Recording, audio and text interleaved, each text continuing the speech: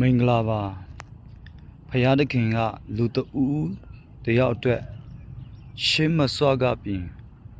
အမြင့်ဝမ်းတဲ့ကတဲ့ကပြင်ကျွန်တော်တို့လိုအပ်တဲ့အမှုရာအားလုံးကိုပြင်ဆင်ထားနေပြီးသားဖြစ်တယ်ဖယားတခင်ကသူရဲ့ဘဝဘလို့ဖြတ်တန်းမယ်ဘေးချင်းဘာလုပ်ရမယ်ဘေးချင်းမှာဘာလေးတွေ့ကြုံမယ်ဘာလေးလိုအပ်တယ်ဆိုတာကအစအကုန်ဖယားတခင်ကအကုန်ပြင်ဆင်ပြီးသားဖျားအကုန်သိပြီးသားဖြစ်ပါတယ်။ဒါကြောင့်ကျွန်တော်တို့ဘက်ကနေလောက်ရမှာတစ်ခုတည်းပဲရှိတယ်။အဲ့ဒါကတော့